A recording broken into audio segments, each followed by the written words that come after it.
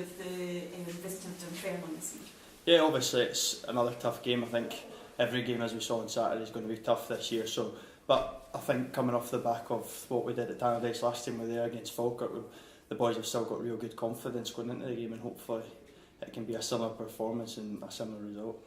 Is it a chance to put a bit of daylight between yourselves and a team who are being viewed as one of your closest challengers this season? Yeah, I think so. I think we need to look at every 3 points as an opportunity to go and push on. I mean, Saturdays obviously we're looking at as 2 points drops really, and it's a frustrating one for us, but like we said, there's always another game coming around the corner, and it's important that we continue to take points from these games. So no, it's a chance for us to move clear of Dunfermline by another 3 points, and hopefully we can do that.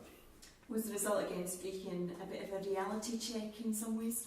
I think so. I think we've looked at the game back, and if you take the game over the 2 halves, I think the first half we were well in control, and then obviously losing the goal in the second half, it was a bit of frustration, and maybe we went chasing a wee bit. And I think in this league we saw enough times last year we went from supplying ridiculous week to week, so it's important that we sort of find a consistency under the new manager and perform more like we did in the first half and really control games. So no, it is a bit of a reality check, but we also know we've got a good squad of players that can perform, so it's more of a frustration for us that we didn't keep the form that we did against Falkirk.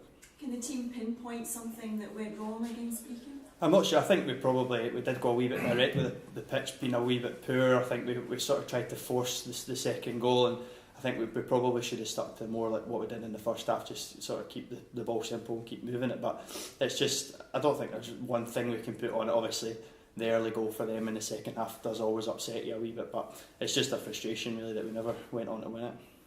St Mirren play Livingston tonight, and no matter what the result, one of them will leapfrog you at the top of the table. Is that one that you'll be keeping a close eye on? I think it's more important that we sort of use this week to focus on ourselves. Obviously you're always looking at the teams around you and where you stand, but it's important that we sort of focus on doing what we do, because we feel that we've got a good enough squad that if we take care of business game to game, that we've got a really good chance of being right up there.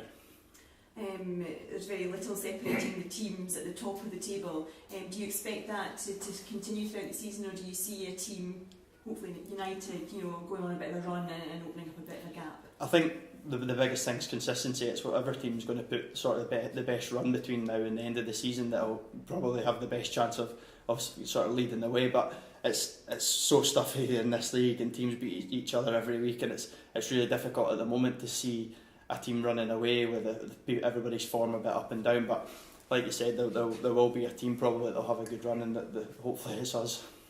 You beat Falkirk recently by playing some excellent football. You came unstuck a bit against Brechin.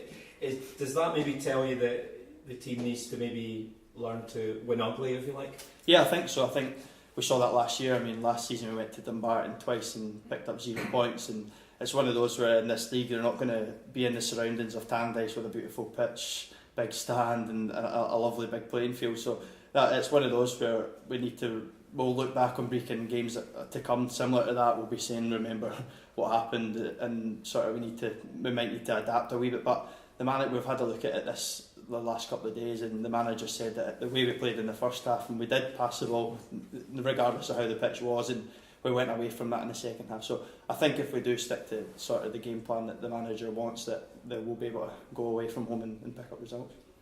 You showed the last time against Dunfermline that obviously have the making of Dunfermline. We hope for more of the same on Saturday? Yeah, 100%. I mean, last time we played Dunfermline, they were sort of the team that were flying in the league, and we went there and got an excellent result. So, well, if we can continue winning like that against Dunfermline all season, it'll be brilliant. But it's one of those where after the game on Saturday, we really need to get back to playing the way we can. And you've been part of a fairly settled defence over the last few games. That's going to change obviously at the weekend with Thomas now. Is that a disappointment to you? I think obviously when you get a few good results as a back four or back five, including Harry, you want to stick together for as long as possible. But at the same time, we've got Paul Quinn and William Edgingell, who are both really top professionals and can easily step in and play. So whoever the manager selects on Saturday, I'm sure they'll be delighted to get the chance, and maybe Tam might be the one that's a wee bit worried that somebody else is going to come in. But no, it's been great to be in a back four, and just delighted to be playing myself and playing alongside boys that are doing well.